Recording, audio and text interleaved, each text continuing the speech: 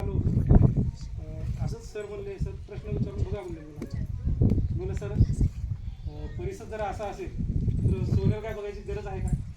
कारण घडवणारा जर माणूस असा असेल त्यामुळं शेतावरून भाताची परीक्षा केली जाते.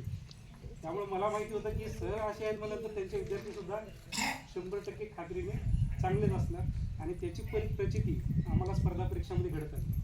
आणि तुम्हाला अभिमानाची गोष्ट सांगतो, सरांनी जसं इथं परीक्षा चालू केल्या, केंद्रामध्ये नंबर आले, तालुक्यात आले, जिल्ह्यात आले, एवढंच नाही तर भारतात सुद्धा एक विद्यार्थी बसला आणि त्यांचाच आदर्श घेऊन आम्ही सुद्धा स्पर्धा परीक्षेसाठी आमच्या मुलांना तयारी करतो. आणि हे तुमच्याच गावातून देण आहे, केंद्राला म्हणा किंवा या तालुक्याला म्हणा किंवा या जिल्ह्याला असणार आहे किंवा भविष्यात जाऊन ते राज्यासाठी भारतासाठी सुद्धा होऊ शकेल. यातला एक विद्यार्थी एखादा राज्याचं किंवा भारतात सुद्धा नेतृत्व करू शकेल. आणि याचा खरंच आनंद वाटतो की आमचा एक सहकारी, त्याचा एक खारीचा तरी वाटा त्यात असेल. आणि सरांना मी भावी आयुष्यासाठी अशाच मी ज्या शाळेवर जातील त्यांच्या असे चांगलं कार्य करत जाऊन त्यांना कौटुंबिक, संसारिक, काय सामाजिक किंवा आर्थिक सर्व प्रकारचं सुख लाभो आणि असेच त्यांचे विद्यार्थी नाव कमवत राहो.